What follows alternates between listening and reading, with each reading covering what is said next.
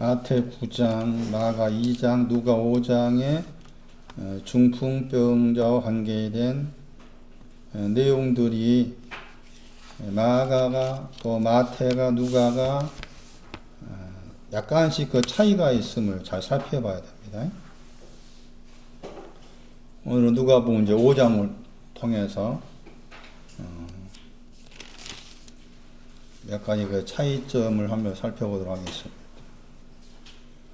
마가 2장하고 마태 9장에서는 5장 20절, 누가 5장 20절에서는 사람이 있잖아요.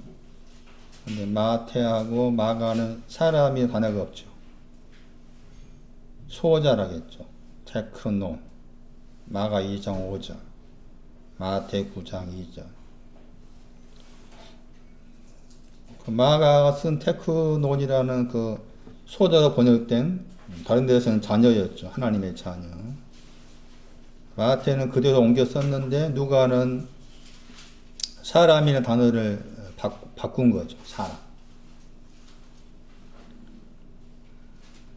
그래서 여기 누가 5장 10절에 사람아 했을 때 앞에 이제 5장 18절 말씀에서도 침상, 병상 위에 사람이라겠죠. 사람에 대해서 말씀드리고 있지만 우리가 알고 있는 사람은 사람이 아니다. 중풍병 걸림을 아는, 내가 중풍병 걸렸구나를 아는 그 사람이 사람인 것이죠. 사람이라고 했을 때. 사람에 대해서 오해하지 말아라.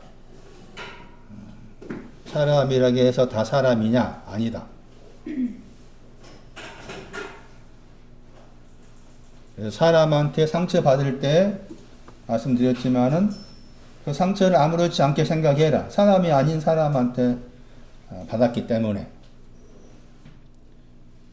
왜 마태하고 마가는 소자라는 단어를 썼는데 누가는 사람이라는 단어를 썼을까? 자녀라는 단어하고 사람이라는 단어가 뭐 큰 차이는 이제 없겠잖아요. 그런데 왜 굳이 누가는 마태하고 마가가 쓴 그 소자라는 단어를 쓰지 않고 사람의 단어를 썼을까? 라고 했을 때 그런 의식이 필요하다 그 말이지. 누가가 가지고 있는 그 중풍병자와 관계된 내용에 있어서 나는 마가나 마태가 쓴 그 단어 안 쓰거나 사람이란 안 쓰러 포서 쓰겠다. 어떻게 생각하면은 마태나 마가가 쓴 그 소자라는 그 단어가 누가 입장에서는 너무 일반적이거나 평범한 단어가 아니냐. 나는 내 식대로 한번 쓰겠다 해가지고 안쓰럽고 쓴 거잖아. 자기식의 어떤 특별함이죠.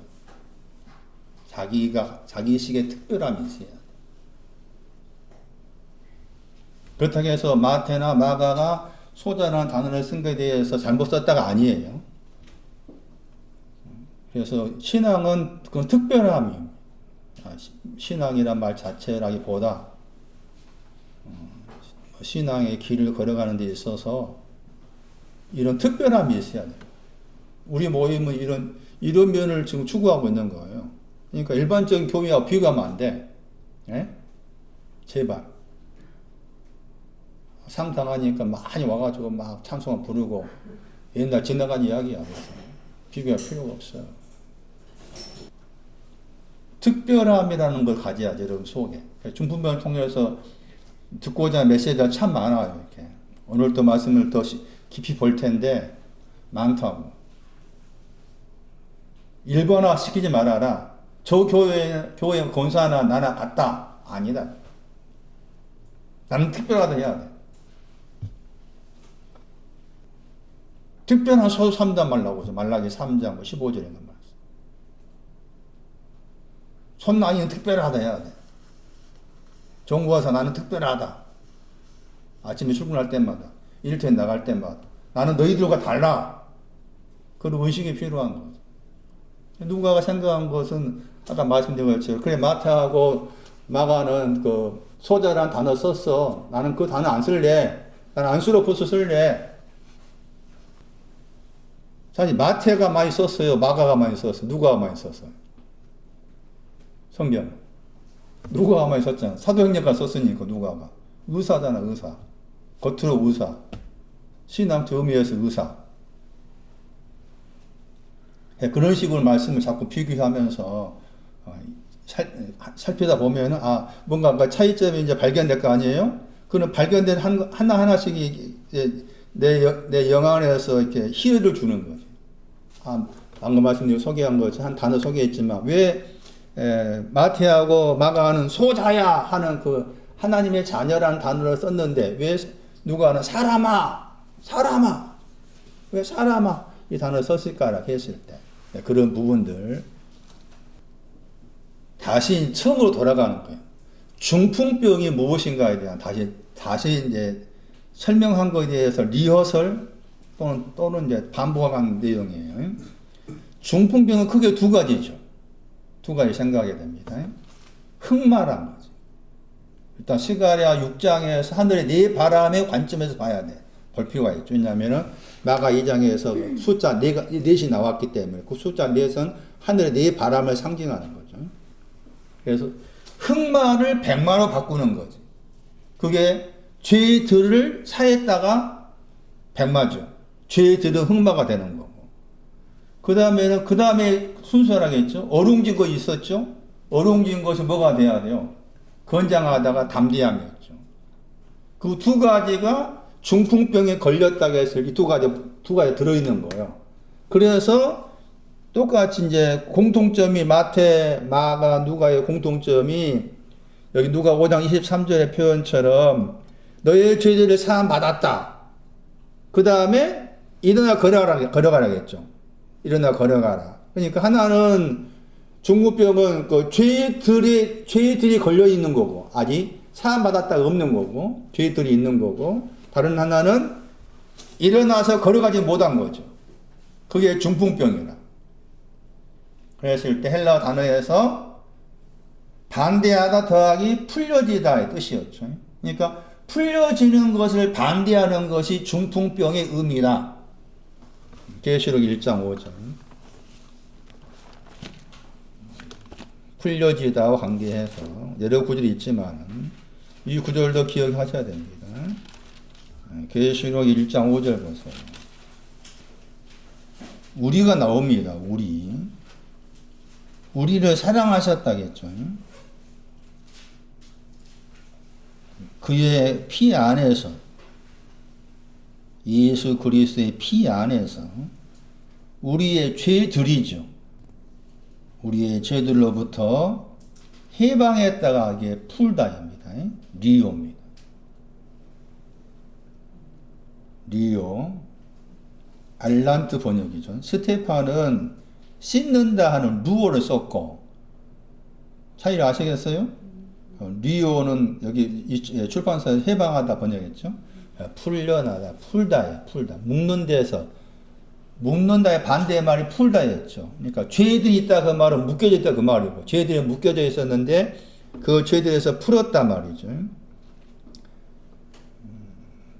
이 책의 가치가 있습니다. 이 책의 가치가. 여기 여러 가지 책의 가치 가운데 하나가 굵은 글씨로 나온 헬라어가 스테판의 번역을 썼고 작은 것은 알란트라고 했죠. 헬라어 사본이 많은데 두 개를 비교해 놓고 쓴 거예요. 수고를 많이 한 사람이. 우리는 우리가 안 만든다면은 돈이 없어서 못 만들어. 이 책 제가 만들고 싶어도. 근데 오래전에 앞에 보니까 1990 몇 년도 많이 썼더라고요. 이게 책을. 계시록 1장 5절 말씀에서 죄들로부터 풀어지다를 반대하는 것이 중풍병. 그 다음에 에베소 2장 14절이었죠. 에베소 2장 14절에서 중간에 막힌 담을 헐다였죠. 헐다가 풀다였죠. 나중에 그 중간에 그 담에 대해서 설명드릴 텐데, 중간에 담이 있는데 그 중간에 담이 막히게 했다. 그것을 헐어버렸다. 거기에서 그 단어가 풀다였습니다. 그러니까 중풍병은 에베소 2장 14절로 해석하면은 중간에 막힌 담에 묶여 있는 거죠. 중간에 막힌 담에 묶여 있는 거 중풍병이고, 계시록 1장 5절에 의하면은 죄들에 묶여 있는 거, 죄들로부터 풀려지는 것을 반대하는 것이 중풍병이었다. 그게 크게 지금 두 가지 구절이었잖아요. 그 두 가지 구절이 누가 5장 23절 말씀에서 먼저 죄들을 사함받았다 한 다음에 일어나 걸어가라. 이런 표현이 지금 마태나 마가나 누가나 똑같은 표현으로 이렇게 사용을 한 거잖아요. 자, 다시 오세요. 오늘은 침상에 대해서 설명드리고, 먼저 침상에 대해서 설명드리고, 그 다음에 땅 위에 있는 죄들에 대해서 구체적으로 설명할게요. 다시 보시면은 누가 5장 18절 말씀에 침상이라는 저 단어는 잠자는데 사용되는 단어고, 또 앉아 있을 때, 먹는데, 그러면서 이제 그 단어 가운데 병 들었을 때, 그러니까 지금 중풍병과 관계해서 나왔기 때문에 침상이나 번역보다 뭐라 번역해야 될까요? 손난이. 뭐라 번역해야 되나? 손난이. 병상 번역이 돼요. 침상이라는 번역보다 병상 번역. 영어는 bed였잖아요. bed. 마가 2장은 다른 단어 썼습니다. 마가 2장 보세요. 마가 2장 4절 말씀. 거기에 상 번역된 단어죠. 다른 단어죠. 누가가 쓴 병상이라는 단어하고 마가가 쓴 병상이라는 단어가 다른 단어입니다. 마태는 누가가 쓴 단어 썼어요. 마태 9장 2절 말씀에는. 그러니까 마가만이 다른 단어 썼고, 마태하고 누가는 같은 단어 썼습니다. 같은 단어. 근데 마태하고 누가가 쓴 그 병상으로 번역할 수 있는 저 단어의 동사가 기울어지다. 클리네라는 단어의 동사가 기울어져 있다. 기울어져 있다는 그 구절도 중풍병과 관계된 병상이구나, 그렇게 이해를 하셔야 되겠죠. 그 대표적인 구절이 우리가 잘 알고 있는 구절입니다. 요한복음 19장 30절. 침상과 관계된, 병상과 관계된 동사를 통해서 그 동사가 나와 있는 구절도 중풍병의 병상과 관계된 구절이다. 그렇게 이해를 하셔야 된다. 요한복음 19장 30절에 머리를 숙이셨다 할 때 저 단어입니다. 머리를 숙이셨다 할 때 숙이시다가 병상이라는 단어의 동사입니다. 왜 머리를 숙이셨을까? 중풍병을 다 정리해 주기 위해서입니다.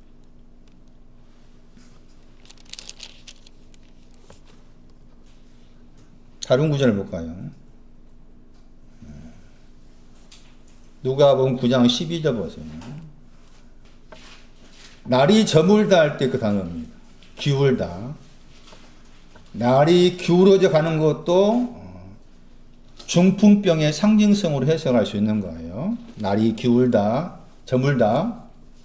저물다 하는 저 단어가 중풍병의 침상, 병상할 때 그 단어의 명사다.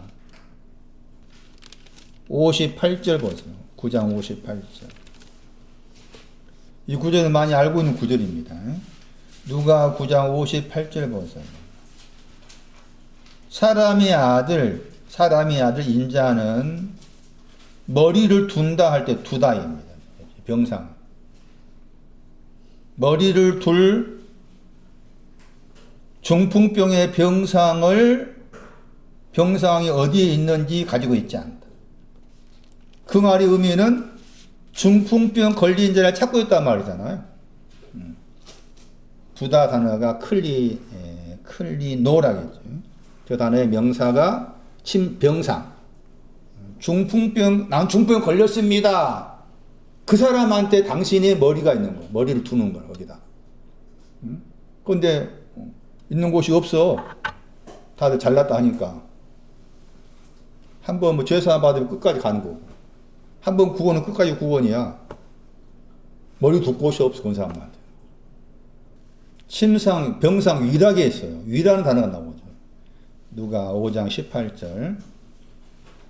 병상, 애가 에피입니다. 주로 번역할 때 위로 번역했다는 거죠. 8장 16절은 누가 8장 16절은 병상 아래라고 했어요. 아래라는 표현 씁니다. 병상 아래. 17장 34절 보세요. 8장을 참고하시고 17장 34절 말씀도 중풍병 병상과 관계해서 알아야 될 구절입니다. 17장 34절. 거기 자리로 번역했죠. 한 자리 위에 그랬죠. 에피 썼죠. 병상을 말합니다. 중풍병 걸린 병상을 말합니다. 자, 중풍병 걸린 병상은 둘이라겠죠. 둘은 중풍병 걸린 것과 연관됩니다. 둘. 남자는 단어가 없습니다. 디오 그러면 뭘 생각해야 돼요? 500데나리온? 50데나리온 생각해야 돼요. 500데나리온, 50데나리온도 중풍병 걸린 것과 관계되었다. 그렇게 생각하셔야 됩니다. 그런데 하나는 데려가면 당하죠. 그리고 하나는 뭐합니까? 그러면 그때 데려감을 당하다, 버리둠을 당하다, 그 사람들의 공통 분모는 뭡니까? 병상 위에 있는 거죠. 중풍병 걸려서 병상 위에 있는데 대대감을 당한 사람이 나오고 버려둠을 당한 사람이 나온다.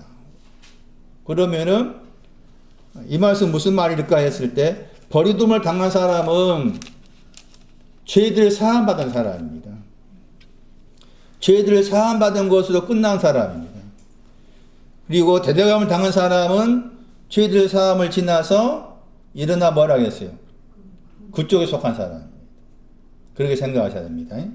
대대감을 당하다, 버림을 당하다의 공도 분모가 중풍병의 병상 위에 있는 사람들인데 대대감을 당하고 버림을 당한 차이가 뭐냐라고 했을 때 버림을 당한 쪽은 죄들 사함을 가진 사람이지만 일어나 걸어간 것이 없고 데려감을 당한 쪽은 죄들 사함만이 아니라 일어나서 걸어가는 것 둘 다를 가지고 있었기 때문에 데려감을 당한다. 그렇게 이제 말씀을 하고 있는 거예요. 자, 더 나가서 솔로몬 생각하셔야 됩니다. 솔로몬은 이 중풍병 걸린 사람이냐? 솔로몬도 중풍병 걸린 사람입니다. 아가서 3장 보세요. 아가서 3장 7절입니다. 7절은 하면 6절과 연관을 지어서 생각하셔야 됩니다. 거친들이 광야입니다. 광야로부터 올라오는 자가 누구냐? 그러면서 그게 이제 설명이 나옵니다. 그리고 7절에서 이는 번역 단어가 보라입니다. 보아라. 솔로몬이 뭐라고 그랬어요? 저 단어입니다. 저 단어가 중풍병 병상할 때 그 단어입니다. 영어는 bad 했잖아요. 연으로 번역하다 보니까 이렇게 우리가 어렸을 때 연 달리는 거 생각이 쉬운데 아니에요.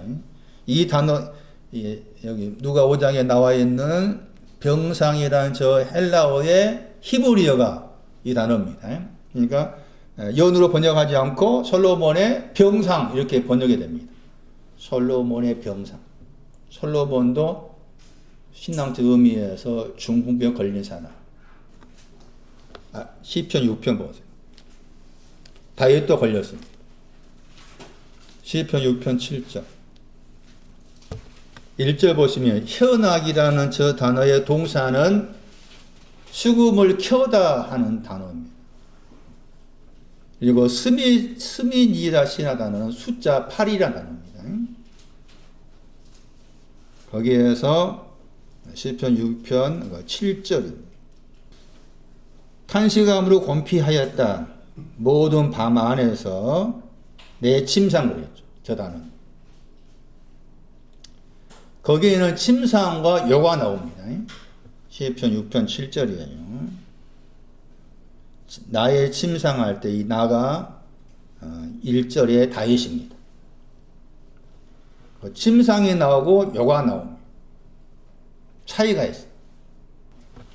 이 차이가 누가 5장에도 나타납니다. 그러니까 좀 해석이 필요합니다. 탄식하다 하는 단어에는 무엇 안이라는 단어가 되어 있습니다. 찾았어요? 6절에 사망도 안입니다. 탄식하는 것은 사망 때문에 탄식하는 것. 다시 6절에 음부에도 안이 들어있습니다. 안에. 영어로 in, 히브리어는 배죠, 배. 헬라어는 n이고, 음부 안에 있다가 뭐냐? 7절에는 모든 밤 안입니다. 모든 밤 안에서. 그래서 음부에 대한 것도 중풍병으로 해석이 가능합니다. 눈물이 나옵니다. 눈물은 두 가지입니다. 무슨 눈물이겠습니까? 침상과 요입니다. 침상과 요가 눈물의 내용입니다. 그 배경은 음부입니다. 음부 안에서는 6절에 감사할 자가 누구냐겠죠. 없다 그 말이죠. 음부 안에서. 이 표현이 우리가 많이 들었던 이사야 38장 18절에도 나오죠. 히스기야 왕이. 그러니까 히스기야 왕이 본 신앙의 어떤 내용적인 면이나 다윗의 어떤 신앙적 내용들이 다 이렇게 같습니다. 침상과 요에 대한 차이를 제가 누가 5장에서 설명드리기로 하고,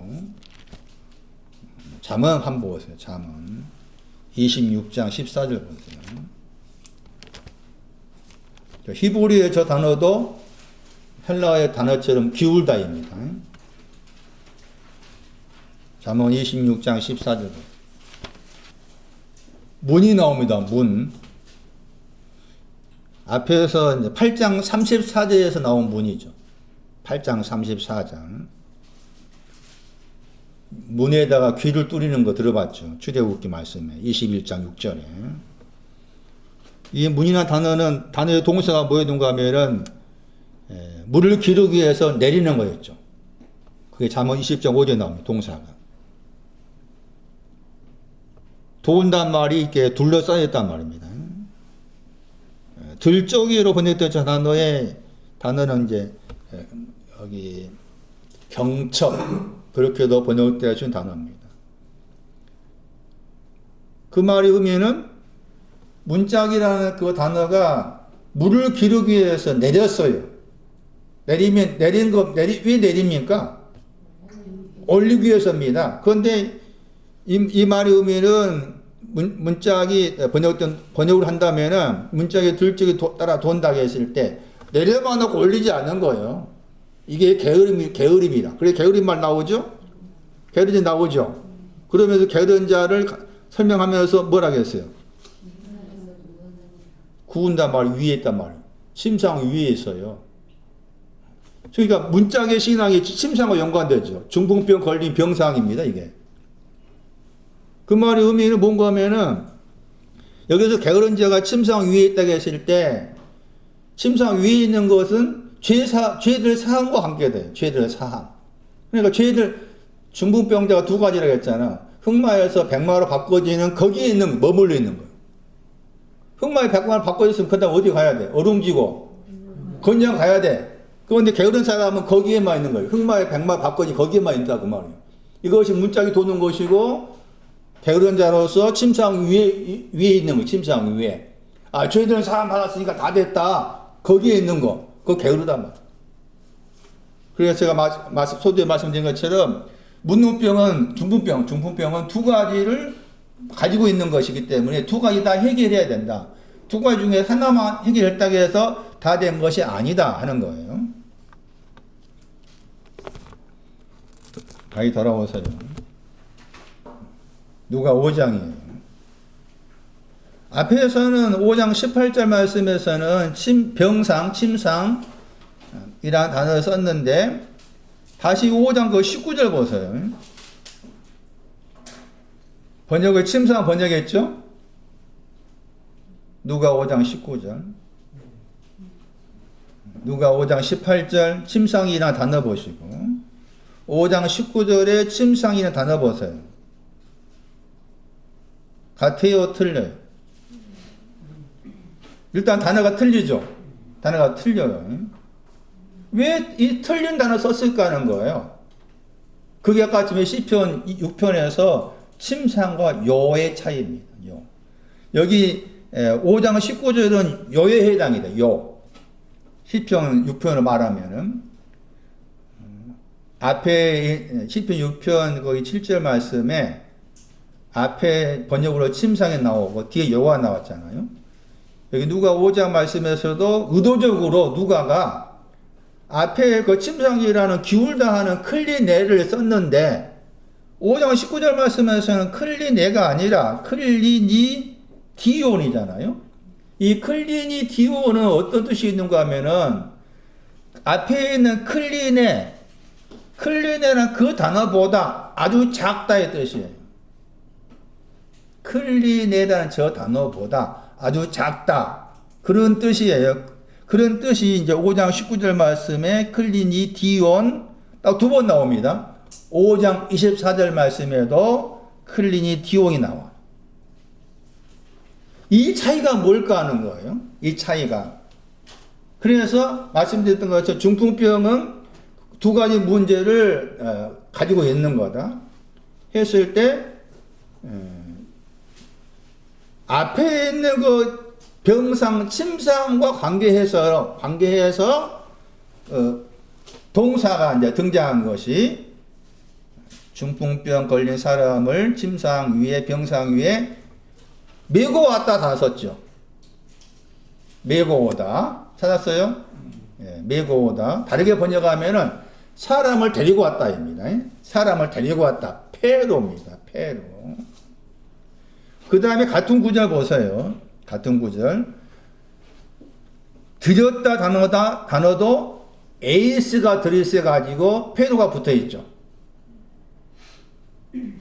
그러니까 페로라는 단어가 여러 가지 뜻이 있습니다. 여러분 헬라 사전 보시면 뜻이 많아요. 그런데 이제 사람과 관계에 사용했을 때는 뭐 데리고 오다 이렇게 주로 그렇게 많이 번역을 해. 그런데 요한복음 15장 2절 같은 경우에서는 열매와 관계에서는 열매를 맺다 이렇게 번역하기도 해요. 이 단어가 굉장히 많이 쓰여집니다.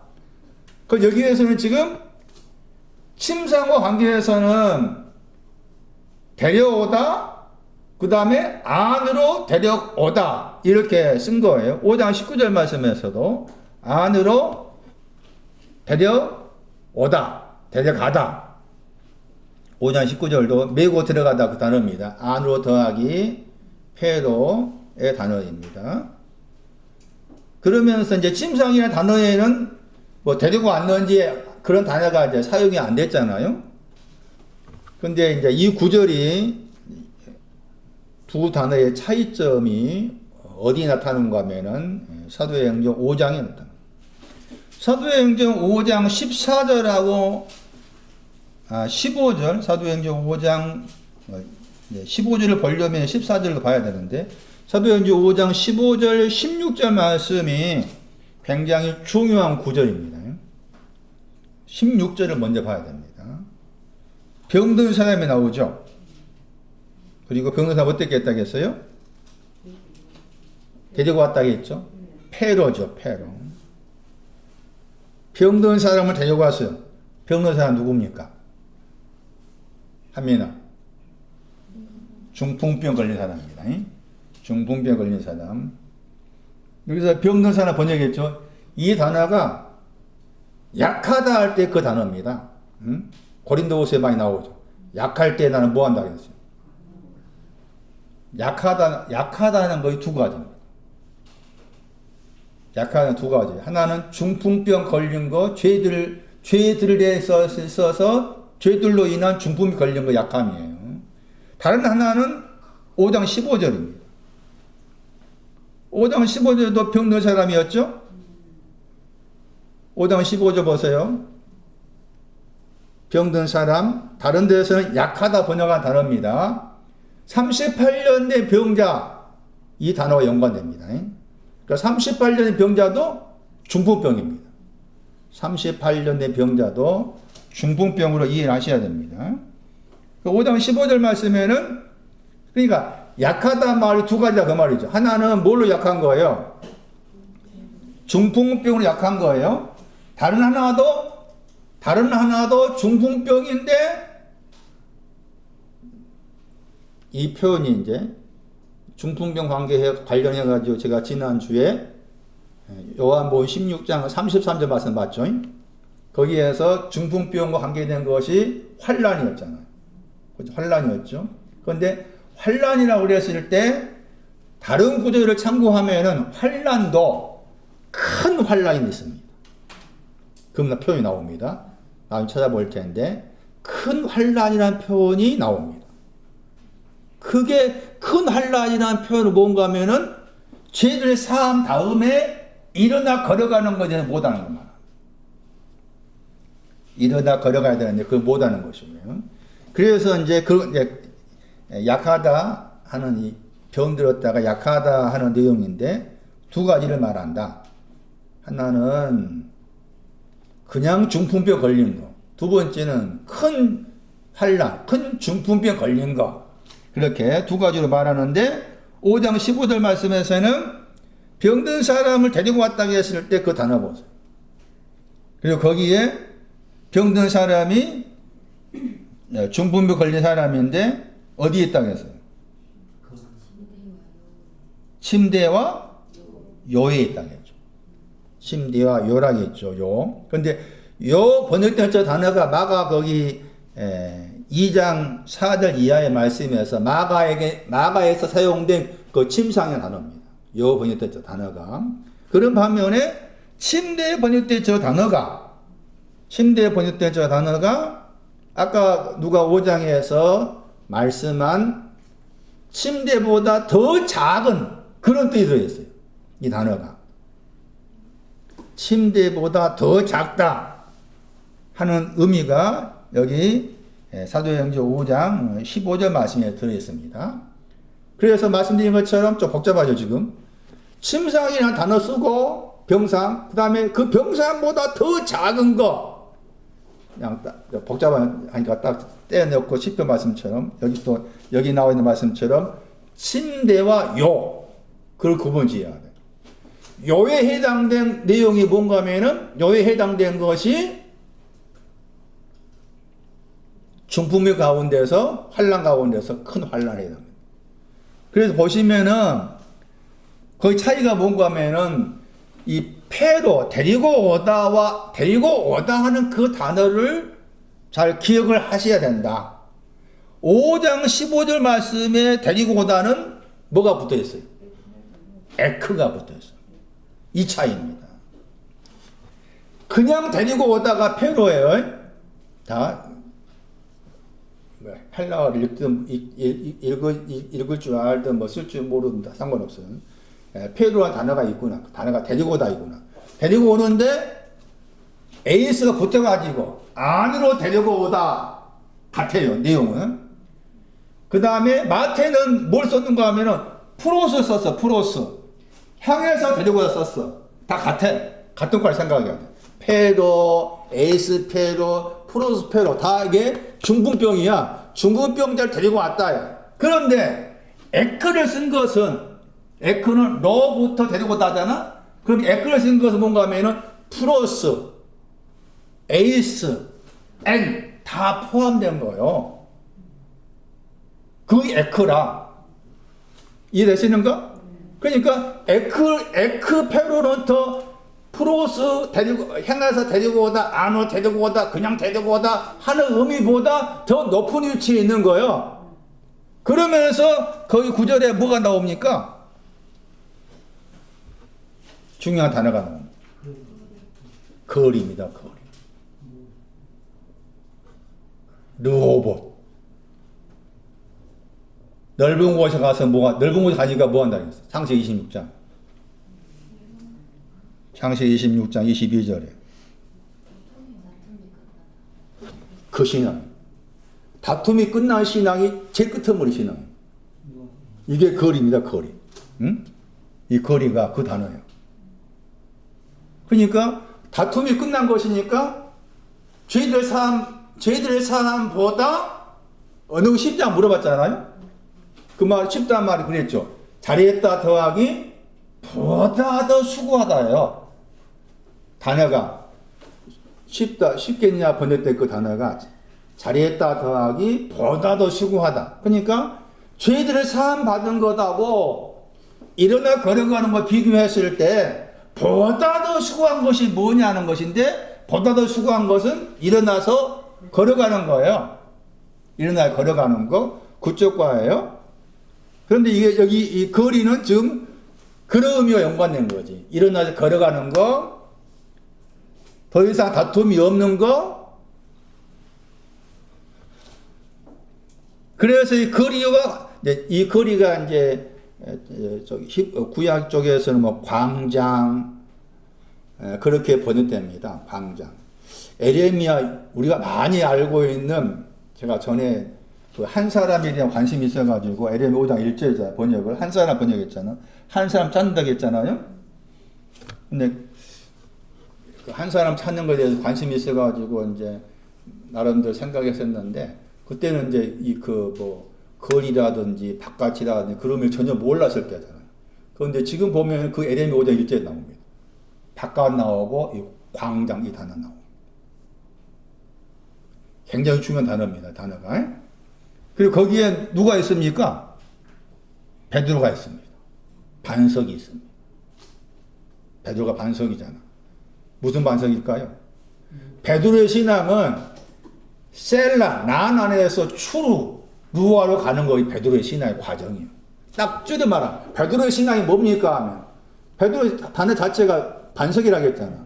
이거 반석이라는 히브리어의 두 단어가 신명기에서 32장 13절 말씀에 똑같이 반석이라는 헬라어 번역이 나오지만은 원어가 다르죠. 셀라가 있었고 추루가 있었잖아요. 추루를 많이 들어보셨죠? 구원이고 누가였잖아요. 셀라의 신앙은 난 아니었으니까 베드로의 신앙은 난 안에서 추루로 가는 것이 베드로의 신앙이라, 반석의 신앙이라. 그래서 이 광장 거리에 베드로가 있는 것이고, 그 다음에 그림자는 보호한단 말이죠. 그러니까 베드로의 그림자는 구원의 반석이 루아의 신앙이 보호해 주는 거. 그래서 지금 말씀드린 것처럼 페로와 관계해서 데리고 오다와 관계해가지고 이런 표현의 차이가 있다. 그런 차이를 누가가 의도적으로 5장 말씀에서 침성이라는 두 단어를 썼지만은 깊이를 들여다봤을 때 약간의 큰 차이를 두었다. 앞에 쓴 것은 중풍병 걸린 병상을 말했지만은 뒤에 있는 그 단어는 그 단어보다 더 작다의 의미다. 그 작다의 의미를 뭔가 하면은 여기 지금 사도행전 5장 15절로 가라 그 말이죠. 거리로 가라. 그런 의미에서 그런 차이를 두고 있는 것을 살펴야 되는데, 시편 6편을 생각한다면은 침상과 욕, 그런 차이로 이해를 하셔야 되겠다 하는 것이에요. 다시 돌아오시면은 누가 5장에 침상과 관계, 병상과 관계해서 또 아주 중요한 한 구절을 알고 있어야 되는데, 계시록 2장 22절입니다. 이 구절도 굉장히 중요한 구절입니다. 계시록 2장 22절. 거기에 큰 환란이 나옵니다. 큰 환란이 나와요. 나와죠? 큰 환란이 무엇인가를 말씀해주는 중요한 구절입니다. 큰 환란이라는 표현은 마태 24장 21절, 사도행전 7장 11절. 그리고 같은 계시록에 계시록 7장 14절 말씀에 이 큰 환란이라는 표현이 나와요. 계시록 7장 14절 말씀에도 흰옷 입은 사람이 어디서 옵니까? 물었을 때 큰 환란에서 나오는 자들이다 하면서 거기에서 이제 옷을 씻어서 희게 했다 이런 표현이 나오죠. 계시록 7장 14절 말씀에. 마태 24장 21절 말씀에서도 큰 환란이라는 표현이 나옵니다. 그랬을 때 큰 환란의 내용이 크다 말 빼버리고 환란 그랬을 때 환란이 뭐라고 했어요? 중풍병이었죠. 그 구절이 요한복음 16장이었습니다. 무슨 구절이었습니까? 마태 9장 말씀에서 중풍에 걸린 사람한테 안심하라. 요한복음 16장의 33절 말씀에서는 안심하라 단어가 번역을 담대하게 번역했죠. 세상 안에 환란을 가진다. 그래서 환란의 시나 환란이 겉의 환란이 아니다. 내 생활 속에서 뭐 힘들고 그게 환란이 아니다. 그거 힘든 일 있으면은 이거 하나님 주신 환란을 생각하면 안 돼. 뭐 잘못 생각해가지고 생활 속에서 가정적인 것이나 직장 생활 속에서 힘든 일이 생겼을 때 하나님께 나를 어떻게 훈련시키기 위해서 이런 힘든 일을 주셨는가 전혀 생각할 필요 없어. 하나님과 상관이 없어. 그러니까 자꾸 그런 관점에 봐야 돼. 이 힘든 일은 하나님께 주신 것이 아니다. 그럼 왜 생겼을까? 여러 가지가 얽혀 생길 거 아니에요? 그거 자세히 이제 들여다보고 생각해 봐야 되겠지. 환란의 의미를 쓸 때 그런 신앙적 의미에서 중풍병 관련해서 환란을 쓴 것이지 겉의 것을 생활 속에서 일어나는 것은 신앙적 의미의 환란이 아니다. 그리고 마태복음 7장 13절인가 14절 말씀에서 좁은 문 이야기한 다음에 길이 뭐하다 하겠어요? 길이 뭐하다? 협착하다가 환란이 나는 동사입니다. 동사. 그러니까 환란은 말씀드린 것처럼 생활 속에서 일어난 환란은 어떤 보면 하나님께서 주신 것이니까 내가 인내해야지 참아야지 그러지 말아라. 참지 못해야 돼. 예? 참으려 하지 마. 지난주에 말씀드린 것처럼 인내가 뭐라겠어요? 환란 다음에 인내라겠잖아. 예? 지붕에 대한 거요. 그러니까 인내한다는 것도 참고 여자는 참아야 되고 하지 마. 체질대로 살아야 돼. 체질대로. 제 체질은 저희 어머니 닮아가지고 공급생활 닮은 게 많아요. 저분 제가 일주일에 한두 번 가는데 본인 닮은 게 너무 많은 것 같아. 저도 고혈압이 있지, 또 비염이 있지, 그런 거 닮고 성격도 닮고 이제는 제 체질도 살아야 되겠다 생각 많이 해. 저는 꽉꽉 눌렀지만 아니라 거기에 침상이 나오죠. 계시록 2장 22절에 침상 안으로죠. 거기에는 침상 안으로 던져진다겠죠. 침상 안으로 던져지다. 이 침상이 중풍병과 관계된 침상을 생각해도 틀리지 않다. 그가 누군가 하면은 그가 누구예요? 그녀잖아요? 그녀. 그를 번역했지만 영어 번역이 그녀잖아. 그러니까 그녀로 번역해야 돼. 그로 번역하는 거도 그녀가 다르잖아. 이세벨이죠? 침상에 던져진 것이 이세벨이 뭐 했다고 말인가 하면 21절에 이세벨이 뭐 했어요? 음행했습니다. 이세벨이 음행한 것 때문에 이세벨을 침상에 던져진 거죠. 그러니까 중풍병자가 침상 위에 있다고 했을 때 그 중풍병의 내용 속에는 음행도 있는 겁니다. 음행도 있는 거예요. 음행을 누가 했는가 하면은 이세벨이 음행한 거예요. 이세벨이 입장에서 음행을 한 거예요. 음행 그러면은 창녀입니다. 창녀 다 이게 같은 과입니다. 창녀 음행 이게 다 같은 과예요. 그러면 창녀라고 했을 때 창녀의 대표적인 구절이 어디에 있었는가 하면은 창세기 38장 5절이었죠. 얼굴을 뭐 했어요? 가리우다 했죠. 얼굴 가리우다가 뭐 했는가 하면 방조 뚜껑이었습니다. 창녀의 위치가 방조 뚜껑이에요. 예? 마가 2장이 지붕이라, 지붕.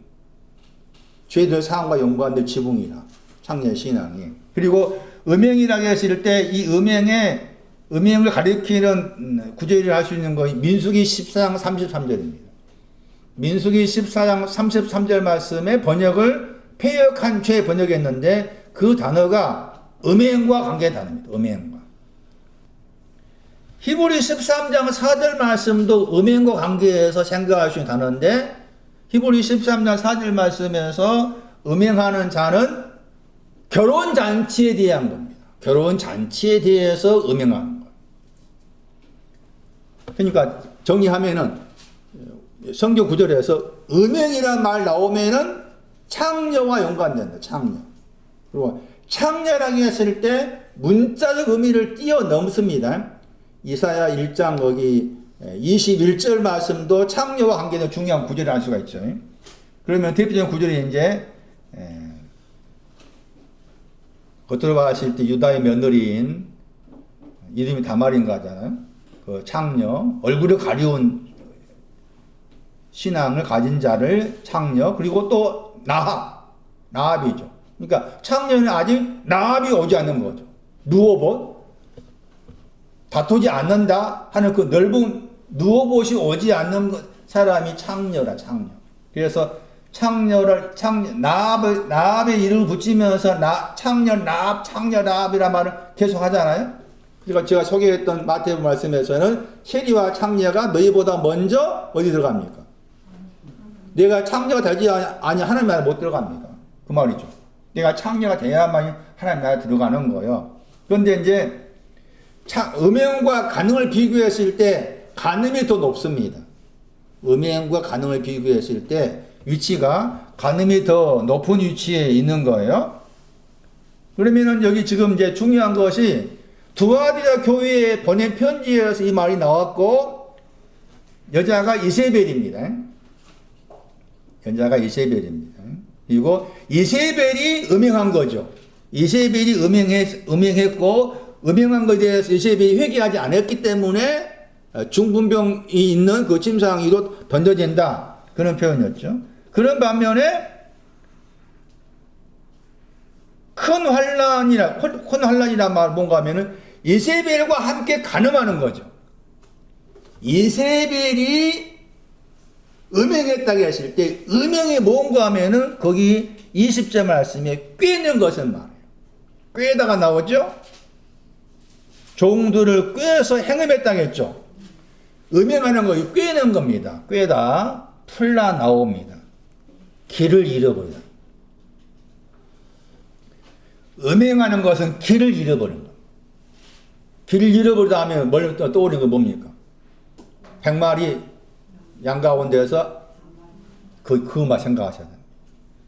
음행하는 것이 뭐냐? 길을 잃어버린 것이 음행하는 거. 길을 잃어버리게 만들었어요. 이게 이세벨이 한 거예요. 이세벨이 길을 잃어버리게 했다.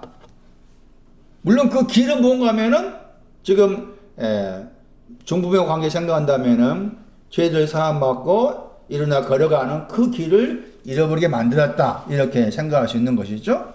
그래서 꿰다가 길을 잃어버리다 하는 단어를 이렇게 꿰다 이렇게 번역한 것이다. 길을 잃어버리게 한 것도 음행과 관계된 것이다.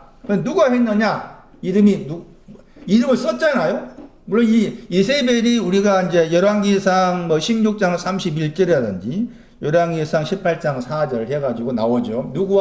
거기 이세벨과 관계된 그 선지자가 누굽니까? 엘리야잖아요. 맞습니까? 엘리사보다 엘리야일 거예요. 이세벨이 나옵니다. 이세벨의 이름에 의미가 있습니다. 초소가 없다의 뜻이었죠. 이세벨은 그런 뜻입니다. 그럼 초소라고 했을 때 내용이 이사야 63장 15도 적어 놓으세요. 이세벨이 뭘 상징하는지. 이사야 63장 15절, 열왕기상 8장 13절입니다. 줄여 말하면 집입니다. 집. 집이 없는 겁니다. 아마치입니다. 아마치의 집이 없는 자가 이세벨의 상징입니다. 이세벨의 상징. 다시 이제 요한계시록 2장 22절 말씀입니다. 집이 없습니다. 집이 없는 이세벨과 함께 가늠합니다. 그게. 집이 없는 거 별로 중요치 않아. 나는 이미 내가 지금까지 가지고 있는 신앙이 많은데 집이 아마치라는 집이 있든 없든 그건 뭐 크게 뭐 무슨 상관이 있을까? 해서 이세벨, 집이 없는 이세벨과 함께 가늠한 것이죠. 이게 뭐라겠어요? 그게 큰 환란이에요. 죄들의 사함의 목적은 뭡니까? 일어나 걸어가는 것이고 집으로 가는 거잖아요. 그런데 그렇지 않고 거기에 머물러 있는 거죠. 그것을 큰 환란이라고. 큰 환란. 큰 환란이란 말도 겉대의 표현이 아니에요. 이 지구상에 예수님의 재림을 나름대로 생각한 사람은 이 지구상에 큰 변화가 일어날 것이다 해가지고 그것을 큰 환란으로 생각하려 하는데 아니죠. 이 구절은 간음에 대한 설명합니다. 간음이 뭐냐? 지금 큰 환란이 간음이에요. 누구가 간음한다고? 이세벨. 이사야 63장 15절 말씀에서는 거룩하시고 영화로운 초소라고 했어요. 거룩하시고 영화로운 초소가 없다. 집이 없다. 그 이세벨과 간음한 거, 그것을 큰 환란이라고 그런다. 왜 그런 이런 신앙적 의미, 이런 신앙적인 일들이 발생하느냐? 잠언 6장 30. 여자와 간음하는 자, 여자가 이제 계시록 말하면 이세벨과 간음하는 자는 뭐 하겠어요? 번역한 보세요. 여자와 간음하는 자는 뭐 한다겠어요? 무지한 자라. 무지한 자 번역했죠? 영혼을 어떻게 합니까? 이것을 만든 자 자기 영혼을 뭐하게 한다? 망하게 한다. 썩는다. 썩다입니다. 썩다. 무지하다 번역했죠? 이 잠언 말씀 보시면은 번역을 이 무지하다 번역된 구절이 좀 많이 등장합니다. 이렇게 번역해서는 안 될 단어입니다. 무가 부족하다 하는 단어의 형용사입니다. 정확한 번역은 부족한 마음입니다. 부족한 마음. 간음은 부족한 마음으로부터 나옵니다. 간음은 이세벨과 간음, 집이 없는 이세벨과 간음은 부족한 마음에서 나옵니다. 부족한 마음. 그러면 마음이 부족하다. 그 말이 무슨 말일까? 마음이 뭐냐? 마음의 제일 밑바닥이 제일 끝은 제일 낮은 내용이 나난입니다. 그래서 지금 마태 9장하고 마가 2장하고 누가 5장 말씀에서 등장한 사람이 누가 나오면 서기관이 나오죠. 마태 9장하고 마가 2장은 서기관 중에 어떤 사람이 마음에서 이렇게 말했다 나오죠. 그런데 누가 5장에서는 서기관에다가 더하기 바리새인을 말합니다. 서기관과 바리새인이 마음 안에서 하나님만이 죄를 사할 수가 있는데 왜 당신이 죄를 사하느냐 참남하다 된 거예요. 거기에서 서기관이 제 마음이 있다 그 말 아닙니까? 그렇죠? 그리고 서기관과 바리새인을 했을 때도 마음이 있다. 마음이 있다 말이 뭐냐? 의가 있다 그 말이에요. 그래서 마태복음 5장 10절 말씀에서 서기관과 바리새인보다 더 나 의래 그랬죠. 그러면 서기관과 바리새인도 의가 있다 그 말이에요. 그 서기관 그러면은 제가 소개한 시편 9절이었잖아요. 몇 편이었지? 그 9절에서 서기관의 신학적 의미를 엿볼 수가 있어요. 나중에 살펴보기로 하고, 자, 여기 말씀에서 뭐가 부족하다? 마음이 부족하다. 그랬을 때, 마음이라고 했을 때, 사람의, 그러니까 정종선 안에, 신종무 안에, 또 이용록 안에 마음이 있는가라고 했을 때, 우리는 지금까지 태어나서 자라오면서 내 안에 이제 가지고 있는 어떤 내가 속에 있는 것으로 생각했는데 아니다. 마음도 신앙과 관계에서 설명한다. 나만의 신앙이 왔을 때부터 마음이 있다라고 말한다. 그런 다음에 시편 27편 14절 마음에 대한 내용입니다. 너는 바랄지어다 그랬죠. 소망과 관계다. 소망의 단어의 동사를 할 수가 있어요. 너는 바라다. 여호와를 했을 때 여호와를 향해서 너는 기다려라. 소망이다. 거기에 번역가 안 된 단어가 마음이죠. 너의 마음은 뭐라고 했어요? 강하고 담대한 것. 하자크, 아마츠입니다. 이게 마음입니다. 마음. 이게 부족한 거예요. 그러니까 지금 가늠과 관계에서는 하자크라기보다 아마츠입니다. 아마츠의 마음이 부족하기 때문에 처소가 없는, 집이 없는 이세벨과 가늠합니다. 다른 한 구절입니다. 가늠과 관계에서. 가늠과 관계에 두 구절 기억하셔야 됩니다. 욥기서입니다. 욥기에서 24장 15절입니다. 아마츠의 마음이 부족해서 집이 없는 자와 가늠했다. 욥기 24장 15절. 가늠한 자의 아까 잠언은 마음과 관계에서 말했고 여기에서 눈과 관계에서 말하죠. 보지 못한다. 가늠한 자는 가늠은 보지 못하다와 관계됩니다. 보지 못하다. 35장 5절입니다. 보지 못하다 했을 때 그 내용이 뭐냐? 엽기에서 높은 궁창을 봐야 됩니다. 거기에 너희 위에 높은 궁창을 바라보다 할 때 단어입니다. 높은 궁창을 바라봐야 되는데 높은 궁창을 바라보지 못한 것이 가늠하는 자의 눈입니다. 그리고 높은 궁창에 했을 때 높은 궁창의 내용이 잠언 8장 28절 말씀에 아마츠입니다. 아마츠. 담대하다입니다. 담대함을 볼 수 없는 눈. 이게 담대함을 볼 수 없기 때문에 가늠합니다. 집이 없는 자와 가늠함. 이것을 큰 환난이라고 부릅니다. 이것을 큰 환난이라고 부릅니다. 이 구절도 생각하셔야 됩니다. 마태오 5장. 이 구절은 많은 잘못 해석이 왔죠. 지금도 잘못 해석하고 있습니다. 오늘 말씀을 통해서 이 구절이 이런 내용인가 이해하셔야 됩니다. 마태오 5장 28절. 여자입니다. 여자를 보고 있다고 했죠. 현재 진행이. 여자를 지금도 계속해서 보고 있는 모든 자. 그 여자를 보는데 프루스입니다. 향해서죠. 여자를 보고 있으면서 향합니다. 음력 번역했죠. 욕심이나 단의 동사입니다. 여자에 대해서 욕심을 향한다. 여자를 보고 있는 여자가 누구겠어요? 하면은 이세벨. 이세벨 여자를 보면서 거기에 욕심을 부리고 있습니다. 그러니까 이미 뭐라 그랬어요? 여자를 번역 안 됐죠. 여자를 그의 마음 안에서 마음 가진 사람입니다. 하자크 마음. 하자크. 강한 마음 가진 자가 강한 자의 마음, 강한 마음을 가진 자 안에서 여자를 뭐 했다? 가늠했다. 이 구절도 문자적 구절이 아니란 거죠. 응?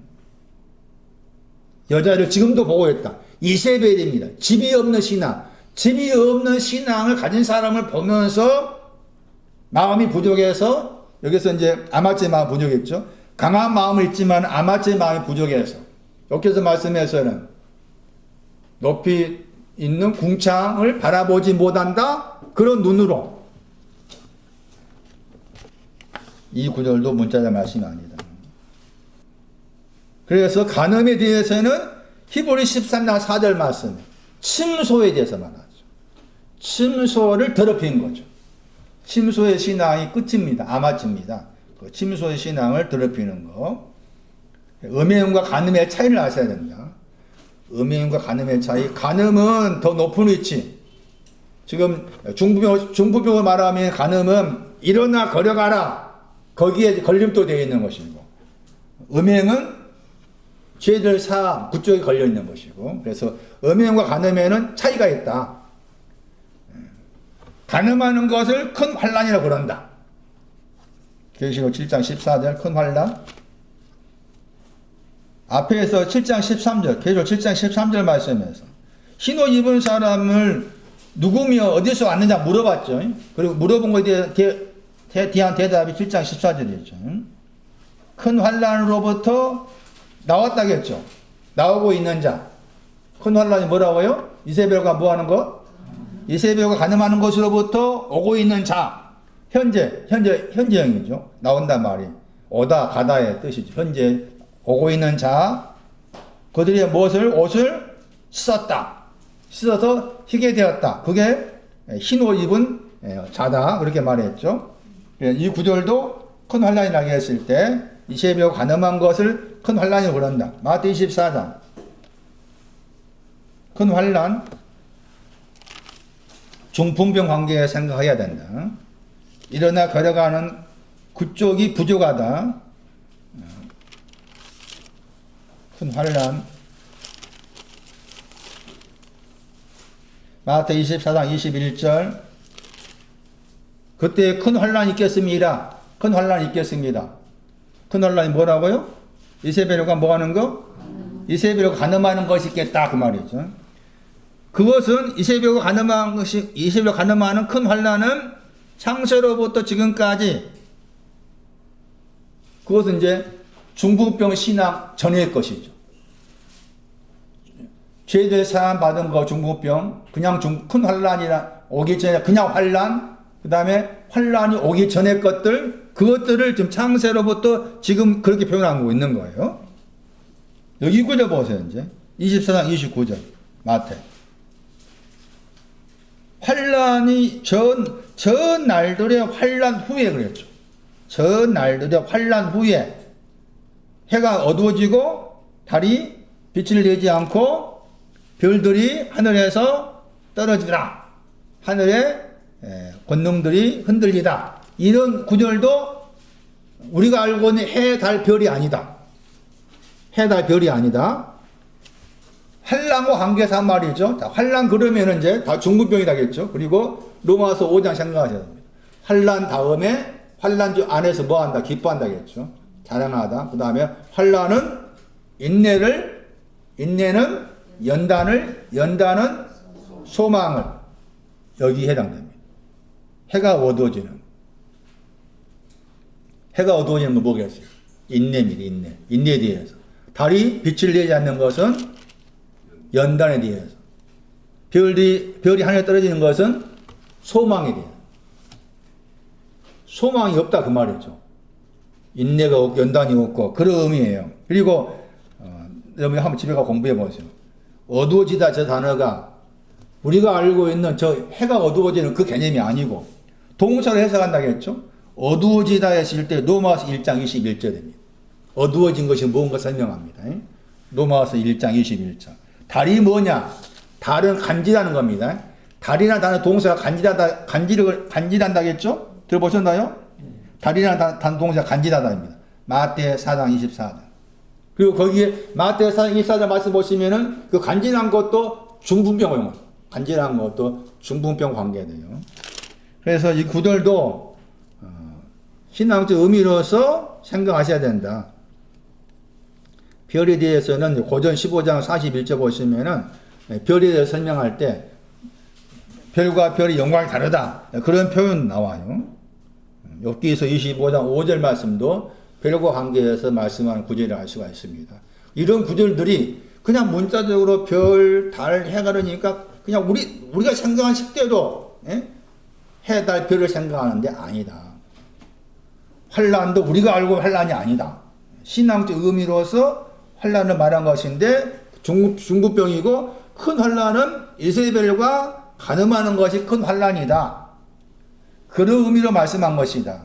그래서 실자 말씀에서도 그렇게 큰 환난에서 나온 사람들한테 옷을 씻어서 희게 해주신다. 다시 돌아오세요. 누가 5장 24절. 공통적으로 마태하고 마가가 죄들을 말할 때 땅 위에 죄들 그럽니다. 땅 위에 있는 죄들. 누가 5장 24절이죠. 땅 위에 있는 죄들 그렇습니다. 인자라는 말 설명이 필요합니다. 인자에 대한 설명입니다. 사람의 아들로서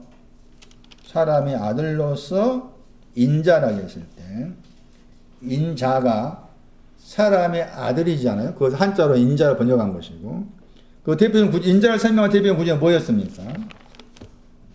다니엘서 7장이었죠. 자꾸 봐야 됩니다. 다니엘서 7장 13절이었어요. 거기에 인자. 여기에 인자할 때 인이 이제 에노시입니다. 구더기와 연관된 그 단어입니다. 그리고 아들 그랬을 때 바르였죠. 보호자의 상속자입니다. 그게 인자의 구름을 타고 오신다 이 표현이 지금 복음서 말씀에 등장하는 내용이잖아요. 여기에 인자가 있고 그 다음에 시편 80편입니다. 시편 80편 보세요. 인자에 대한 설명. 시편 80편 18절입니다. 거기에는 이제 단어가 다릅니다. 다니엘서 7장하고 단어가 달라요. 시편 80편 보세요. 80편 18절 보세요. 거기도 인자가 나오죠? 인자, 어디에 있는 인자입니까? 주의 우편이죠. 주가 누구예요? 하나님 우편에 있는 자죠. 하나님 우편에 있는 자잖아요. 인자죠? 인자할 때 자가 아들이잖아요. 벤이죠, 벤. 그러니까 아까쯤에 다니엘서는 바르였죠, 바르. 바르는 단어가 다섯 번에 몇 번밖에 안 나와. 오히려 벤이 많이 나와요. 보통 아들 그런 벤이야, 벤. 이 벤이라는 단어에 동사가 건축가 답니다, 건축가.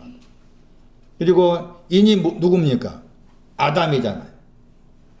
다르죠? 단어가 다르죠? 단어가 다른데 헬러로 옮길 때는 지금 신약 성경 말씀에 인자할 때 이렇게 옮긴 거예요. 그러니까 여기 시편 80편 18절 말씀 인자라는 이 단어가 말한 의미를 아셔야 되는데 거기에 뭐가 나오는가 하면은 힘이 있게 하셨다. 아마춤. 인자는 아마춤입니다.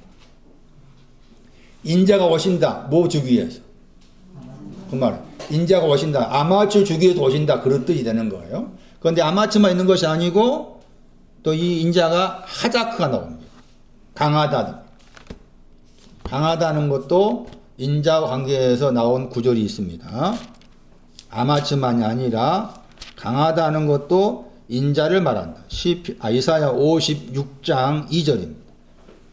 이사야 56장 2절 거기에 번역을 인생 번역했어요. 이사야 56장 2절에 인생 번역했어요. 인자로 번역할 수 있는 단어가 시편 80편 그 18절 말씀과 똑같은 두 단어잖아요. 거기에서 인자가 나오는데 거기에 뭐가 나옵니까? 굳이 잡았다. 하자크입니다. 그래서 신약 성경 말씀에서 인자가 나오면은 나에게 하자크 강한 거 주시고 아마츠 담대한 거 주시기 위해서 인자가 오신다. 그렇게 이해하셔야 돼요. 그 인자 강하게 하시고 담대하게 주실 그 인자의 하나님 인자이신 예수 그리스도께서 그 말이죠. 누가 5장 24절 말씀에 인자가 그런 분이십니다. 땅 위에 있는 죄들이죠. 죄들이 어디에 있다고? 그러니까 죄들이 뭐냐라고 했을 때 땅 위에 있는 것. 땅 위에 있는 것이 죄들이라. 그러니까 마태 6장 19절 말씀에 의하면은 보물들을 어디에 쌓아두지 말아라. 땅 위에 쌓아두지 마라. 왜 보물들이 있는데 왜 땅 위에 쌓아두지 말아야겠습니까? 죄들이 있으니까 그 말이에요. 땅 위가 우리가 알는 땅이 아니라 그 말이지. 땅 위가 죄들과 관계해서 말한다. 그럼 땅 위가 뭐냐 그 말이지. 땅 위가 누가 6장 49. 흙 위에 흙이 땅이죠. 누가 6장 49절이에요. 땅 위에 오이키아 집은 집인데 고용인 오용인과 관계된 오이키아입니다. 땅 위에 있는 오이키아 집을 지은 사람 같다. 말씀을 듣고 행하지 않는 사람은 그랬죠. 그러면서 그 땅 위가 죄들과 관계해서 말이 있는데 땅 위에 있는 죄들이 뭐냐? 뭐가 없는 거예요? 주초가 없는 겁니다. 이게 땅 위에 있는 죄들입니다. 주초가 없는 것이 땅 위에 있는 죄들이다. 그래서 주초가 없는 땅 위에 있는 죄들을 인자가 용서하신다. 사하신다. 주초가 있어야 되는데 주초가 없는 것이 땅 위에 있는 죄들이다. 주초가 없는 것이 땅 위에 있는 죄들이다. 그럼 주초가 무엇일까? 기초석, 주초, 계시록 21장 14. 계시록 21장 14절 말씀에 기초석이 주초입니다. 주초석, 기초석 가지고 있다. 계시록 21장 14절에 성의 뭐가? 성곽입니다. 성의 성곽이 기초석입니다. 그러니까 땅 위에 있는 죄들은 성곽이 없는 거예요. 땅 위에 있는 죄들은 성곽이 없는 거예요. 성곽이 기초석입니다. 21장 18절 계시록 거기 성곽이 나오죠. 성곽은 거기 나와 있고, 그 다음에 21장 19절 계시록 그 성의 성곽의 기초석을 했죠. 그러니까 성곽이 기초석의 내용입니다. 주초, 기초석 그러면 주로 이제 고전 3장 10절 이하에 가면은 기초석을 예수 그리스도라고 나와 있어요. 기초석은 예수 그리스도 나와 있는데 계시록 여기 21장 말씀에서는 그 예수 그리스도 관계에서 기초석은 성곽이다 한 거예요.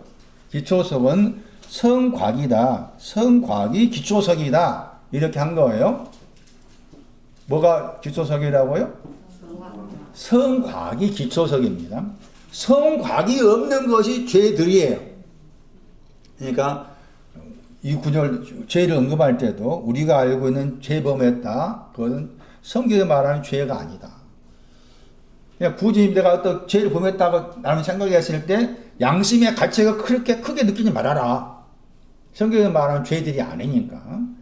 죄들은 땅 위에 있는 죄들은 기초석, 주초가 없는 것이 죄들인데 그 기초석은 성곽을 말한다. 그 성곽이 뭘까? 사도행전 9장 25절.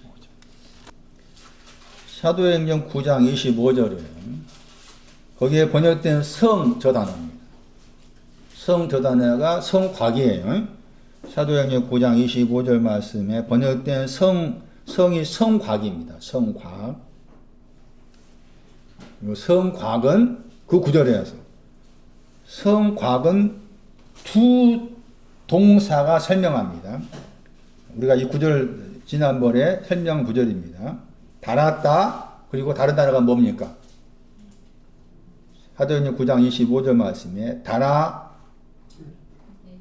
내리다 했죠. 달아 저 단어는 마가 2장 4절 말씀에 지붕이었습니다. 방주 뚜껑. 그 다음에 내렸다는 누가 5장 19절 말씀에 도마의 지붕이었죠. 성곽은 마가 2장의 지붕, 방주 뚜껑, 그 다음에 도마를 가지고 있습니다. 이게 성곽입니다. 그게 없는 것이 죄들입니다. 방주 뚜껑하고 도마, 집을 건축할 때 지붕이었습니다. 애로운 참새. 지붕 그러면 애로운 참새 생각하셔야 돼요. 시편 말씀 나왔죠. 지붕 그러면 애로운 참새 또 뭐였어요? 밤을 새우다. 목욕. 모든 육체의 풀. 다 그 지붕과잖아요. 그 지붕은 이사야 15장 3절 말씀에 르호보소 가기천. 그래서 성곽은 둘 다의 지붕 가지고 있는 것이죠. 그게 성곽이에요. 둘 다 마가 2장의 방주 뚜껑의 지붕, 도마라는 지붕을 가지고 있는 것이 성곽입니다. 그럼 우리가 계시록 21장 말씀 성곽의 단어가 여러 번 나오는데 성곽 그러면은 이제 우리 개념이 또 이게 또 건축으로 성곽을 생각해요. 건축으로. 그러겠잖아요? 근데 전혀 건축의 개념으로서 성곽이 아니죠. 지금 지붕과 관계에서 달아내린 거였죠. 방주 뚜껑에 지붕이 있고 또 도마에 지붕이 있었잖아요. 그런데 그것이 성곽이죠. 이 성곽이 없는 것이 죄들이었어요. 그런데 성곽이라는 말을 쓸 때 또 성이나 성곽의 용어가 나오면 대부분이 다 이게 건축의 개념을 생각하는 거라. 그래서 계시록 말씀을 해석한 사람들 보면은 거의 대부분이 다 그렇게 건축의 개념으로 이해를 해요. 그런데 전혀 그런 말씀이 아니다라고 딱 반론을 제기한 구절이 나옵니다. 아가서 나는 뭐다? 나는 성곽이다 말 나옵니다. 아가서 보세요. 아가서 8장 9절 10절. 성곽은 건축의 개념이 아니다. 신앙적 의미다. 아가서 8장 9절. 히브리어로 호마입니다. 호마. 저 호마가 헬라어로 옮겼을 때 지금 계시록에 나와 있는 저 단어입니다. 아가서 8장 9절 보세요. 그녀입니다. 그녀. 그가 그녀입니다. 그녀는 앞에 8절이죠. 우리에게 있는 작은 자매입니다. 작은 자매입니다. 우리에게 있는 작은 자매 유방이 있어요? 없어요? 아직도 없습니다. 아직도 유방이 없는 작은 자매. 그 다음에 거기 말씀에 뭐 청혼 받았단 말이 말씀 받았단 말이 되는 것이고, 그리고 9절 말씀에서 이제 말하죠. 만약 그랬죠. 만약입니다. 번역 안 됐죠. 만약에 그녀가 무엇일진데 저 단어입니다. 성벽. 저 단어가 성곽입니다. 그녀가 작은 누이가 성벽일진데 두 가지 지붕 가진 자일진데 그 위에다 은망대를 세운다. 그 다음 말씀 보세요. 10절 보세요. 나는 뭐라고 했어요? 나는 성벽이다. 호마입니다.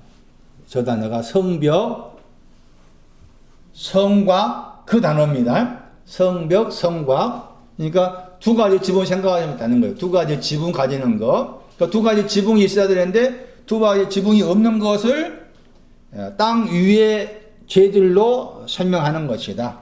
그러니까 성곽이 중요하죠. 중요합니까? 중요하지 않습니까? 나는 성벽입니다. 나는 성곽입니다. 그런 고백이 중요하다. 두 가지 지붕을 가지고 있습니다. 그런 고백이 중요하다. 그런데 이 성곽이 에베소 2장 14절 말씀에 중간에 막힌다면 성곽이 필요하지만 성곽에 머물러 버린 것이 중간에 막힌 담이 되어버려요. 에베소 2장 보세요. 14절 다시 보세요. 에베소 2장 14절. 거기 이 출판사에서 이제 미스프린트인데 중간에 담이 중간에다가 담을 붙여야 됩니다. 그리고 막히다는 따로 해야 됩니다. 막히다 보니까 저 단어가 분할이 분할 격리 그 단어입니다. 막히다가 분할 격리 그런 뜻이고 중간에 담입니다. 중간에 담 거기에 중간이나 단어가 들어있고 그 담이 지금 성곽을 말합니다. 합성어입니다. 이해되시는가요? 중간에 담이 영어 번역은 middle or 그랬잖아요. 중간에 담. 중간에 담할 때 저 담이 방금 소개한 성벽, 성곽 두 가지 지붕이 있다. 두 가지 지붕. 계속해서 두 가지 지붕만 가지고 있으면 그 말이죠. 도마를 가지고 있고 방주 뚜껑 가지고 있으면은 가지고 있는 것으로 거기에 머물러 있으면은 하나 사이에 뭐가 된다? 분할시켜버리고 하나가 안 돼. 나는 성벽입니다가 반드시 해야 된다. 그러나 성벽에 머물러 안 되죠. 그래서 거기 아가서 말씀 잠깐 봐왔지만은 내 누이가 만약에 성벽이라면은 은망대를 세운단 말 나오잖아요. 그 성벽 다음에 신앙이 있는데 거기 두 가지 지붕으로 안주하고 만족하면은 그게 하나님과 나 사이에 중간에 담이 돼가지고 하나 되게 하지 못한다. 그래서 여기 에베소서 14절 말씀에서 그는 뭐가 됐다 했어? 우리의 뭐가 돼요? 예수 그리스도 우리의 뭐가 되신다? 화평이라 했죠. 화평은 뭔가 하면은 중간에 그 담을 헐어버린 거죠. 하나 되게 하기 위해서. 중간에 있는 그 담이 하나님과 나 사이에 뭘로 만듭니까? 둘로 만들죠. 둘. 그 둘을 헐어야만이, 허는 거에 반대하는 것이 중부였잖아요. 그 헐어야만이 해되는 거죠. 하나는 하나 된 해되는 것인데, 중간에 담이 했을 때 그 담이 두 가지 지분과 가진 성벽을 말한 것이고, 이 성벽이 없는 것이 또 죄들이다. 그런데 인자이신 그 예수 그리스도는 그 성벽이 없는 땅 위에 있는 죄들을 어떻게 하셨다? 용서하셨다. 첫 번째, 땅 위에 대한 성벽. 두 번째, 땅 위는, 첫 번째 땅 위는 기초소, 주초가 없는 것이었고, 그 땅 위에 있는 사람 보세요. 땅 위에 있다 하는 때 했을 때, 기초석이 없는 땅 위가 죄들이지만, 땅 위에 있는 신앙 가진 사람이 나옵니다. 히브리 11장. 히브리 11장 13절 보세요. 땅 위에서는 외국인과 나그네다. 외국인과 나그네, 여기에 해당된 사람이 땅 위에 있다는 말합니다. 히브리에서 11장 13절 말씀이에요. 외국인과 나그네다 말은 굉장히 중요한 표현이에요. 시편 39편 13절, 창세기 23장 4절, 역대상 29장 15절에 외국인과 나그네에 대한 내용이 나옵니다. 땅 위에 있다 그 말은 내가 지금 외국인과 나그네입니다. 그런 의미다. 그런데 땅 위에 있으면서도 또 기초석이 없는 경우도 있더라. 그래서 그것을 죄들이라고 말하고 있다. 창세기 6장에 의하면 땅 위에 있는 죄들에 대한 내용 가운데서 이 구절도 땅 위에 있는 죄들에 속하다. 창세기 6장 15절, 12절, 창세기 6장 12절 말씀에 거기에서 땅에서가 땅 위입니다. 헬라어에는 그 땅 위로 나와 있죠. 창세기 6장 12절 말씀. 땅 위에 있는 죄들이 뭐냐? 항상 말씀은 구체적이다. 정확하게 말씀한다. 그냥 어물적 대충이 없다. 땅 위라는 말 썼을 때도 정확하게 말씀하고 계십니다. 땅 위에는 보물을 둘 수 없다. 왜 땅 위에 보물을 둘 수 없느냐? 땅 위가 뭐냐? 기초석이 없는 것이다. 애국인과 나그네지만 기초석이 없는 것이고 두 가지 지붕이 없는 것이고, 창세기 6장 12절 해석하면은 땅 위는 모든 육체가 땅 위에 속한 사람이죠. 모든 육체.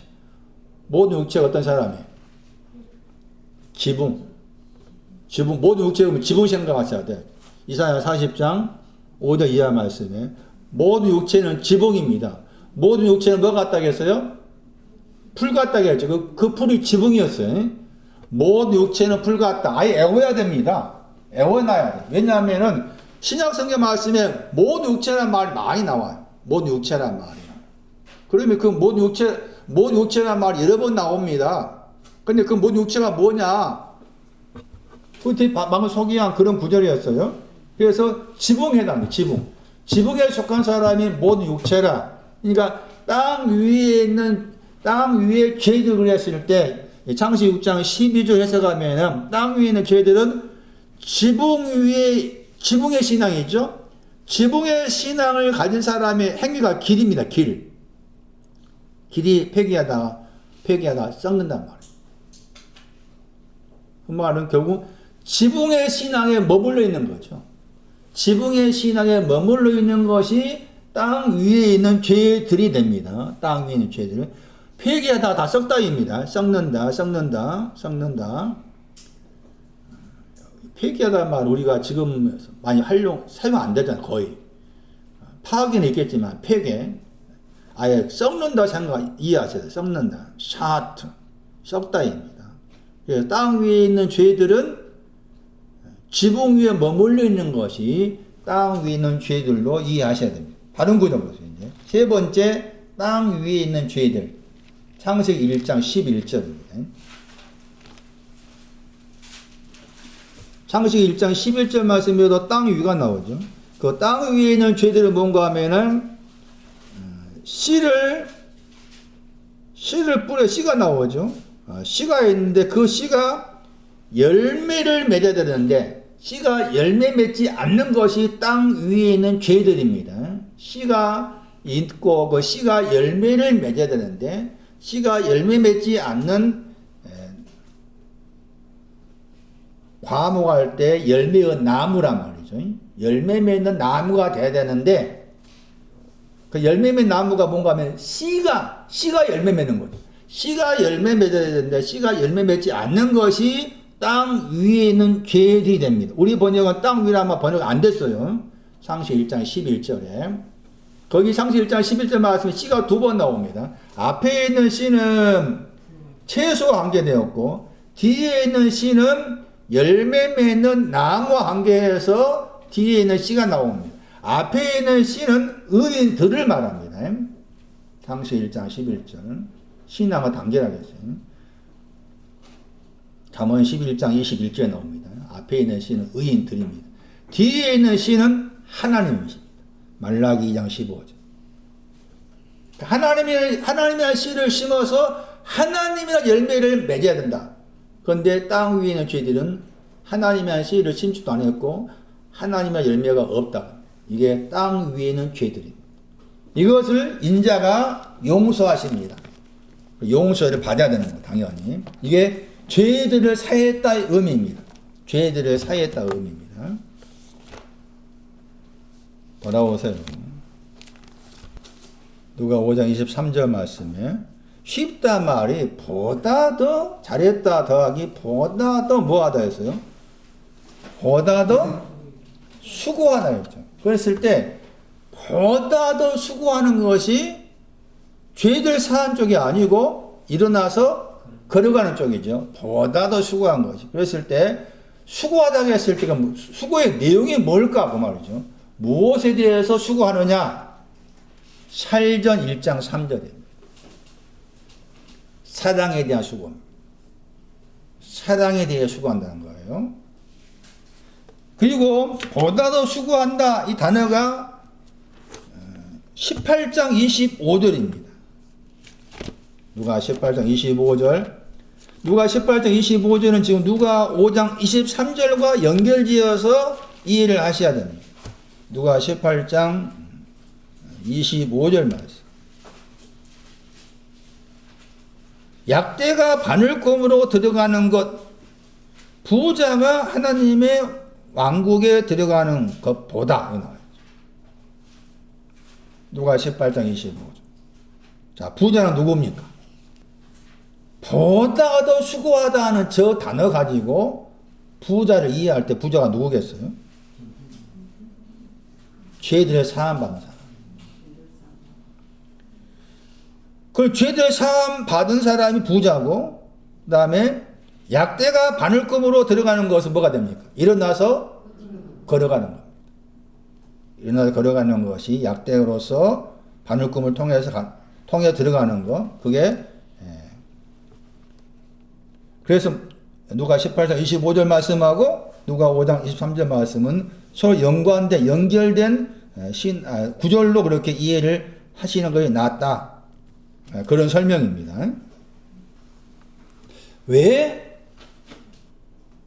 보다 더 작은 병상을 들고서 걸어가라겠을까 했을 때 죄들은 사함 받았지만 여전히 보다 더 작은 병상이 있는 거죠. 우리가 흔히 이제 죄들을 사함 받았으면 다 되는 거 생각이 쉽잖아요. 그런데 그렇지 않는 거죠. 그래서 왜 여기 이제 누가 5장 거기 24절 말씀이에요. 너의 침상을 가지고 들어 올려서 너의 집으로 가라 했을까 했을 때 여전히 침상하고 두 가지 생각하겠죠. 침상은 두 가지. 하나는 앞에는 침상, 뒤에 것은 요로 생각해야 되겠죠. 그러니까 뒤에 것은 뭐가 됩니까? 앞에 있는 침상은 아까 계시록 2장 22절 참고하면 뭐가 되는 거예요? 음행과 관계돼요. 음행. 뒤에 있는 침상은 간음에 해당되는 것이고 큰 환란에 해당되는 거죠. 그러니까 죄들을 사함받았지만 여전히 남아있는 거죠. 간음에도 남아있고 큰 환란이 남아있는 거예요. 그래 그 내용이 침상을 들고 가라 하는 의미예요. 죄들을 사함받았지만 아직 다 완성된 것이 아니다 그 말이죠. 그래서 예를 들어 히브리 8장이나 8장 뭐 12절인가 그리고 히브리 10장 뭐 17절인가 말씀을 참고하면은 죄들을 사했다 의미가 다른 죄들을 사했다 했던가 그런 다음에 불법이 나옵니다. 그럼 죄들을 사함받았지 여전히 불법이 남아있다 그 말이죠. 그것이 여기서 이제 너의 침상을 들고 걸어가라 했을 때 그 침상을 불법 관계에서도 해석할 수가 있는 거예요. 그러니까 죄들을 사함받았다고 해서 다 된 것이 아니다 그 말이죠. 아니니까 일어나서 걸어가라 하신 말씀이 후속 프로그램으로서 그렇게 하신 말씀인 거죠. 그리고 걸어가라 했을 때 걸어가는 신앙은 아마추입니다. 아마추인데 집으로 가라고 했잖아요. 집으로 간다고 했을 때 그 집은 이제 아마추를 만들어내는 집인 거죠. 그래서 다음에는 이제 다음 주에는 서기관 역대하 그 24장 9절 가지고서 집을 만들 때 어떻게 만드느냐 내 안에 그래서 이제 속수가 나오고 목수가 나오고 그저 한번 읽어보세요. 속수가 나오고 목수가 나오고 그 속수와 목수가 여호와의 집을 짓는데 처음에는 하자크 집을 짓고 강한 집을 짓고 그 다음에 담대한 집을 짓습니다. 그래서 이 집의 내용이 강한 것도 집의 내용이고 그 다음에 무엇도 집의 내용이다? 담대한 것도 집의 내용이다. 집 그랬을 때 가족의 의미가 있었죠. 가족의 의미가 있었습니다. 한 구절 보고 마칠게요. 이 구절 여러분이 곰곰이 곱씹어야 될 구절입니다. 제가 지난주에 소개한 구절인데요. 고전 14장 말씀에 방언과 예언에 대한 말씀이었죠. 고전 14장 4절 말씀에 방언과 예언이 나옵니다. 이거 둘 다 방언이 뭐냐? 집을 건축하는 거였죠. 그 집 더하기 도마였죠. 예언은 교회를 건축한다고 했을 때 집 더하기 도마였어요. 이 방언과 예언이 성령 받은 증거입니다. 성령 받았다가 성령 받은 것이 성령 받았다의 증거가 방언과 예언입니다. 그리고 성령 받은 증거가 방언과 예언인데 방언의 내용이 뭐를 하는 거라고? 건축하는 거라고 했죠. 둘 다 다르게 번역 건축하는 것이 성령 받은 의미이다. 사도행전 19장 6절. 그들을 위해 그 거룩한 영이 오셨다겠죠. 바울의 손입니다.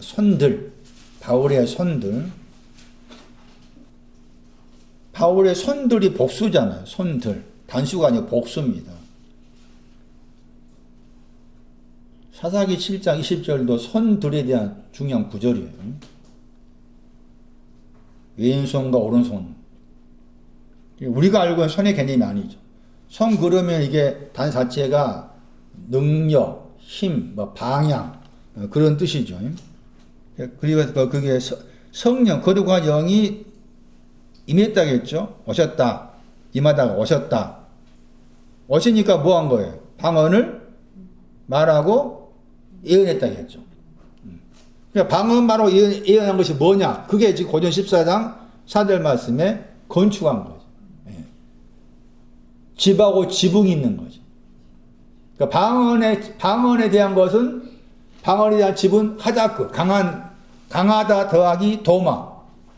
예언은 담대하다 더하기 지붕. 그게 예언이고 방언이다. 그래서 방언과 예언을 집을 짓는다 하는 그 동사를 통해서 이해를 하자 그 말이에요. 제 말은. 그러니까 그래서 이제 말씀드렸지만 나는 또 다른 사람은 뭐 랄랄룰라 하는데 나는 못하니까 그 다른 사람 뭐 예언도 한다고 하는데 나는 안 되니까 나는 뭐 하나님 날 버리셨나 어쨌나 전혀 생각하지 말라겠잖아요. 방언을 말하는 거 말해봐라. 방언 말하면 다 당신 방언 할 줄 압니까? 그랬을 때 이제 합니다. 말해보세요 하면 다 랄랄룰라 할 거 아닙니까? 그 방언 아니야 이제. 성경 말은 방언이 아니다. 집 짓는 거 이야기하라고. 집 짓는 거. 예언해봐라. 예언이 뭐냐? 교회를 건축하는 거야. 교회를 건축한 거, 그 예언인데 한번 말해봐라. 교회 건축하는 게 뭐냐? 그래서 이 똑같은 건축하다 단어 썼는데 왜 방언보다 더가 예언이잖아요? 뒷구절에서. 그럼 왜 그러면은 똑같이 건축하다 단어 썼는데 그 차이가 뭐냐 했을 때 오이코스가 역대하 24절 말씀이어서 하다크 강하다 할 때 오이코 집, 담대하다 할 때 집 이렇게 나눠져 있다 그 말이에요. 도마도 2번 나온다겠죠? 창세기, 출애굽 15장 말씀이 2번 나와. 담대하다 말이. 이유가 그 말이지.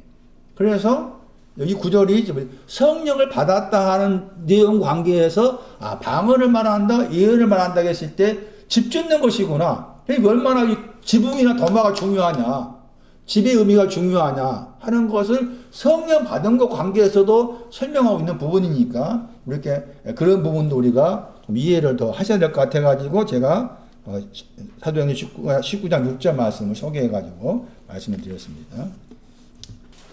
한 가지 아까 거리할 때 여러분이 한번 생각해 보세요.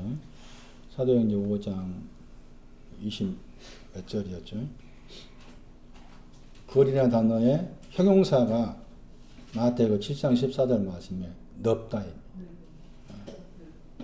그래서 넓은 제가 공부를 하겠죠. 넓은 문으로 가면 멸망이라 했을 때 뭘까요? 좁은 문을 통해서 가야 되는데 겉보가 넓게 가는 거예요. 아까 거기 뒤에 말씀에 사도행전 5장 뒤쪽에 패로 했잖아요. 약한 자를 데리고 왔다. 약한 자를 데리고 온 것이 없이 5장 15절인가 그랬죠. 5장 15절 없이 5장 14절 간 거죠. 그게 마태 7장 말씀에 넓은 문의 의미. 그렇게 봐야 되죠. 넓은 문의 의미를 그런 관점 사도행전 5장의 그 단어 가지고 보세요. 다음 시간에 계속하겠습니다.